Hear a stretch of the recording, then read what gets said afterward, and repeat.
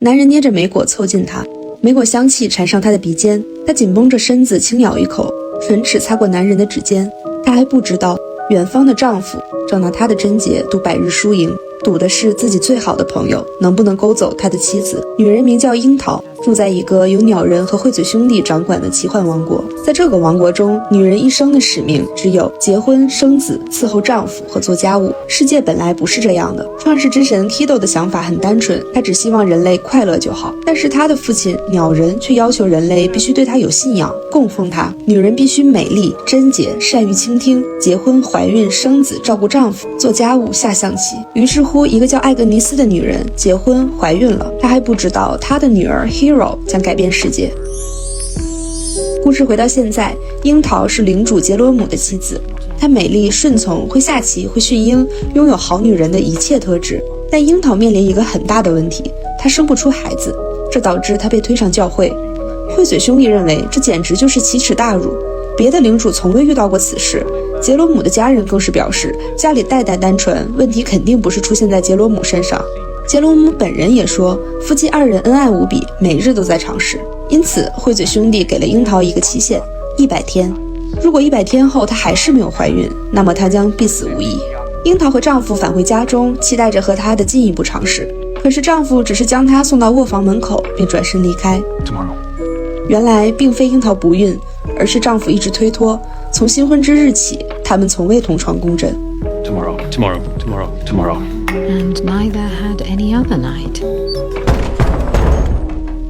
荒唐的是，丈夫为了自己的面子，在外大肆宣扬夫妻二人之间的火热，将责任一股脑推到樱桃身上。又是一个失望的夜晚，城堡就突然响起了急促的敲门声，是杰罗姆最好的朋友曼弗雷德。他此次来访是因为逃难。曼弗雷德怀疑自己的妻子出轨，仅凭无端猜忌，他便布下陷阱，是要证明妻子和仆人有私情。面对妻子声嘶力竭的否认与被侵犯的控诉，他全然不信。在这个满是偏见的地方，没有人愿意听一个女人的真话，所有人都只相信自己认定的龌龊真相。最终，惠嘴兄弟将他赶出了城堡，妻子也最终死亡。曼弗雷德不解，杰罗姆和一个如此美丽知性的妻子在一起，二人为何还没有孕育子嗣？对于这个问题，杰罗姆没有正面回答。然后他忽然像是想到了什么，冷笑着说自己要出城一段时间。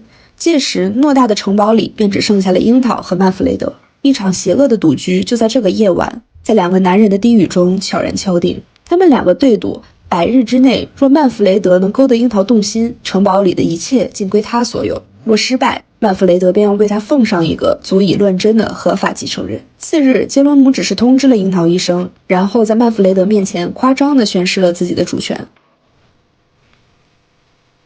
而这个表情有点嫌弃的女人，就是艾格尼斯的女儿 Hero。她是樱桃的女仆，也是她最好的朋友。丈夫走后 ，Hero 成了樱桃唯一可以相信的人。曼弗雷德也开始了他那夸张的诱捕计划，这引来了樱桃的焦虑。一面是和陌生男人相处的不安，一面是100天期限令的压迫，这让他无所适从。但没想到曼弗雷德的攻势很快，上来就要参观城堡。好在有 Hero 挡在前面，但他贼心不死，最后又提出要参观樱桃的卧房。樱桃大脑过载，一紧张直接晕了过去。再睁眼已是午夜。Hero 静静地守在樱桃的身边，他叫樱桃不要紧张，并且他还提到了一个小办法。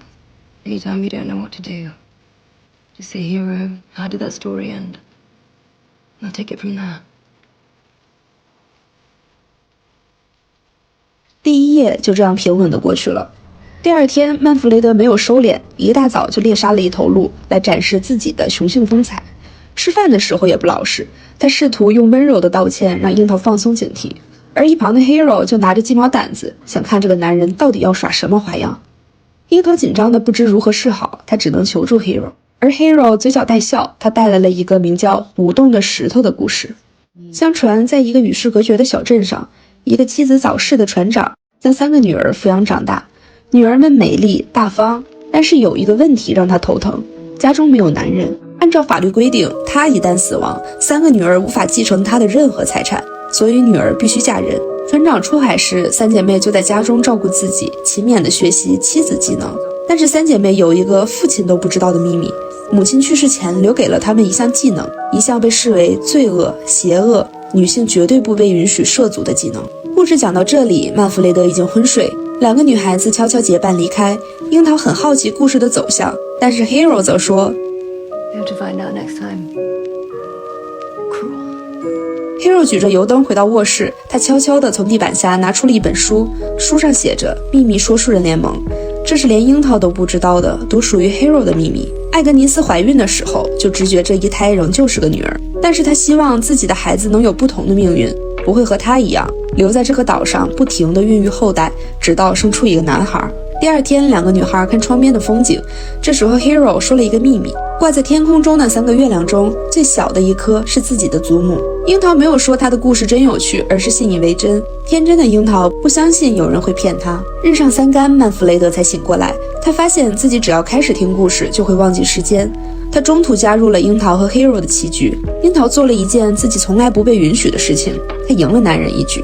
他很快道歉，但是 Hero 告诉他 Your victories are entirely your own. 在今日的午餐中，曼弗雷德试图引诱樱桃，用一颗莓果搅乱了他的心。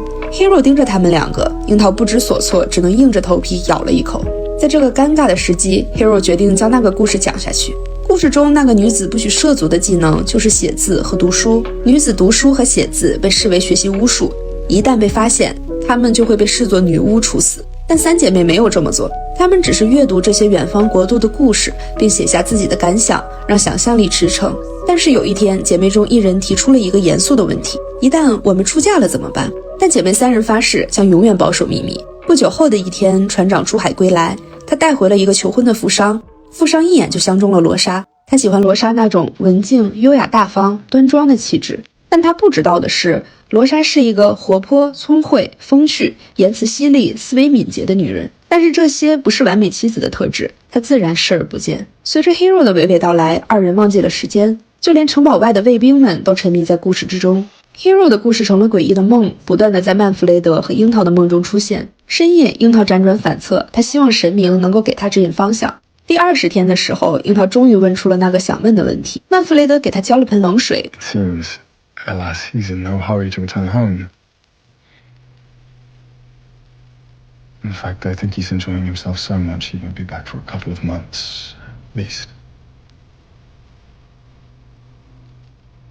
两个人交谈的时候，曼弗雷德竟意外解开了樱桃不孕的秘密。樱桃觉着自己无法呼吸，耳鸣尖锐的像玻璃划过耳膜，就像有堵墙把他和整个世界隔开，抓不住一点能喘气的东西。他急需他的 Hero， 他急需听完那个故事。故事中，罗莎和富商结婚了，姐妹们把那些书籍偷偷藏在了他陪嫁的柜子里。他从未见过除了父亲之外的男人，这个富商温柔风趣，让他毫无招架之力。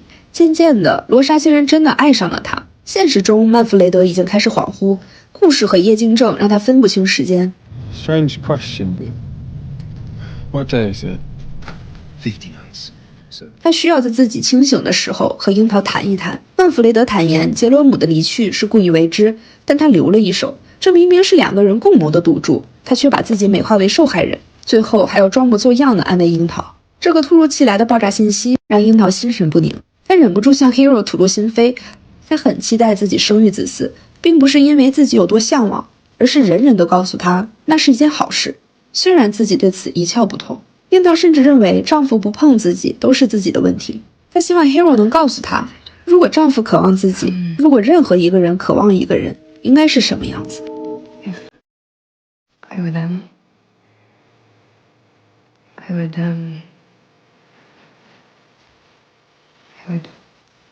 go slowly.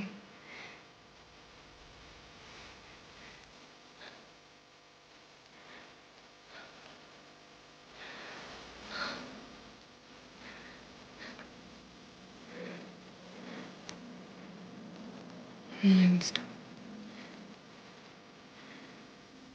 Just for a moment.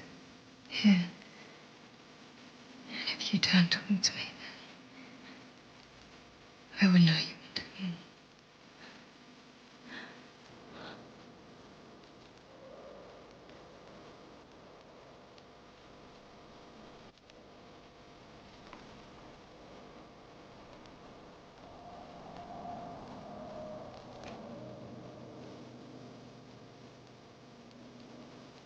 这个浅尝辄止的吻让樱桃方寸大乱，她逃似的跑到树丛中，却撞到了曼弗雷德。这个男人又一次提出要去他的卧房看一看。这一次樱桃没有拒绝他，可是一推开门 Hero 还在房间当中。 Hero 提出我们应该讲完这个故事。平淡的日子让罗莎险些忘记了秘密，也忘记了秘密一旦被发现的恐惧。可是这个秘密就像一根刺，让罗莎愈发空虚。她渴望与自己的爱人分享秘密，也坚信爱人对自己的真心。于是她在窗户上留下了这样一句话。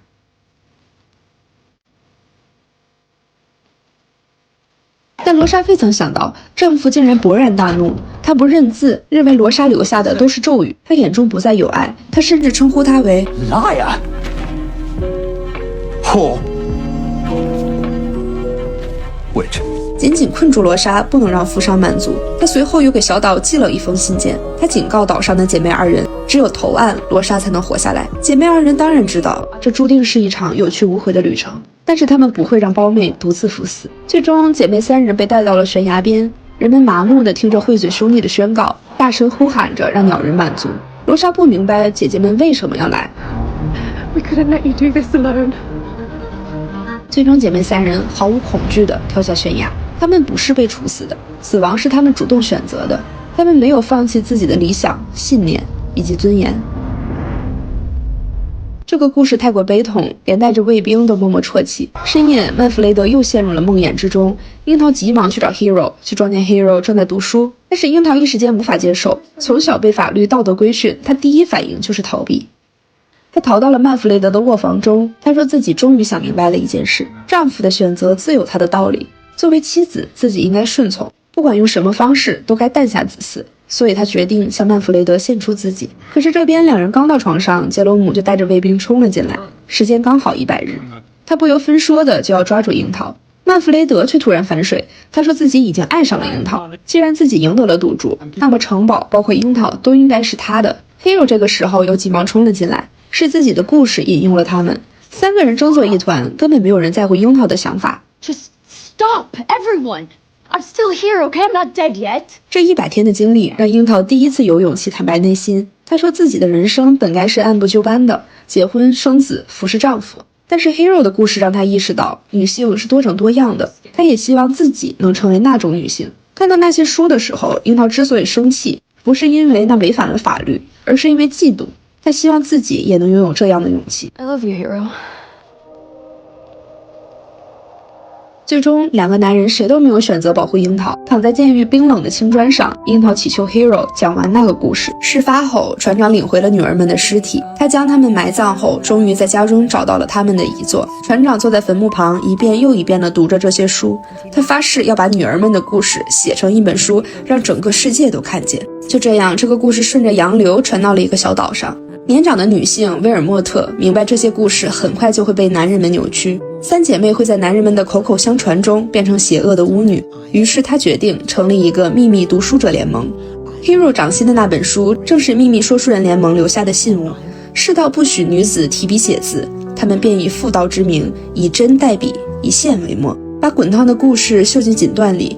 姐妹的遭遇、奇幻的经历以及她们听闻的每一个故事都会被留在刺绣书中。这时刺绣不再是打发时日的家务，一根线、一寸布都是她们凿开禁锢的利器。那些藏在针脚里的图画，那些蜿蜒在锦绣上的纹路，恰似奔流不息的河流，载着女性的智慧与坚韧，穿越岁月，绵延不绝。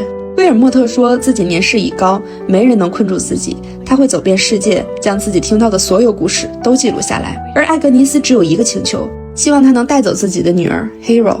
第101天，身着红衣的2个女孩子被推上高塔，惠子兄弟要以实施巫术的罪名处决他们，但是塔下的平民们不同意。原来卫兵们当时没有烧毁那本书，而是带给了平常百姓，百姓们又口口相传，让更多的人了解到了那些可能被遗忘的女性的故事。眼看压不住塔下的人，惠子兄弟只能退让一步，说2人只要承认罪名就可以活下来。 We are not sorry!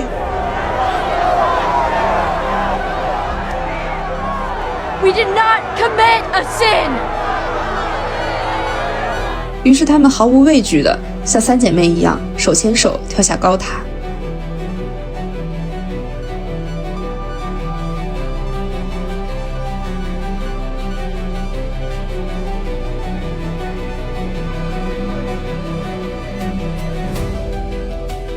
小岛上已经衰老的艾格尼斯等来了一群年轻的女孩，他们这次带来了一个女仆的故事。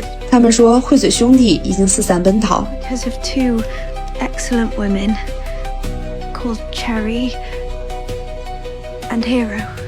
两个人死后来到了另一个世界，迎接他们的人正是天上那个最小但是最漂亮的月亮。这一次他们变成了天上的双子星，但是人们更愿意称呼他们为 The heroes.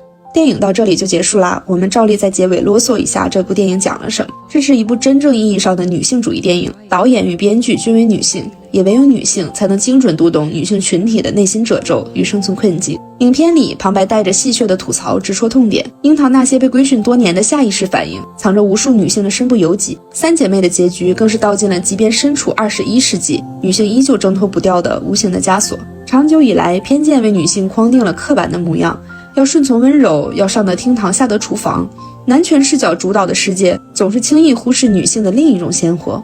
我们也可以是活泼跳脱的，古灵精怪的，风趣犀利的，更是敢拼敢闯的那个神秘的秘密说书人联盟。他们将那些散落在岁月长河里，险些被历史洪流冲刷殆尽的女性故事，一针一线地织进锦缎之中。那些故事里有女性的隐忍与抗争，有女性的欢笑与泪水，也有不被主流叙事接纳的细碎过往，也有被男权话语体系刻意遮蔽的鲜活人生。当这一幕在荧幕上缓缓展开时，我只觉得鼻头猛地一酸。那些被遗忘、被轻视、被边缘化的女性故事，从来都没有真正的消失。能真正接住这些故事里的沉重与光辉的，从来都只是女性。然后我们再说一说比较有争议的 Hero 这个名字。有人问，既然是女性电影，那主角的名字为什么不叫 Shiro？ 我个人恰恰认为这个处理恰恰就是最完美的。Shiro 是 she 与 hero 的合成词，带着明确的性别指向。虽然直观强调女性英雄，但也在无形之中割裂了英雄的普世定义，仿佛女性的英雄主义需要单独归类，区别看待。而 hero 是中性，它剥离了性别的标签。对于聚焦女性议题的作品而言，这更契合创作初衷，不是要塑造与男性对立的女性英雄，而是要证明女性可以成为和所有强者一样的英雄。我们的抗争、成长、坚守，本质上和任何英雄的内核别无二致。这也符合女性主义的另一种表达，那就是每一个普通人都能活成自己的英雄。2026年刚开始，有幸看到这样一部电影，我感觉自己也会更勇敢。在此，希望每一个看到这条视频的女孩子，每一个被挫折绊住脚步，在迷茫里不知所措的普通人，都能收获披荆斩棘的勇气，找到冲破困局的力量，朝着想去的方向坚定地走下去，成为自己的英雄。好啦，今天的分享到这里就结束了，看到这里点个关注再走吧。这里是人体大修，我们下次再见。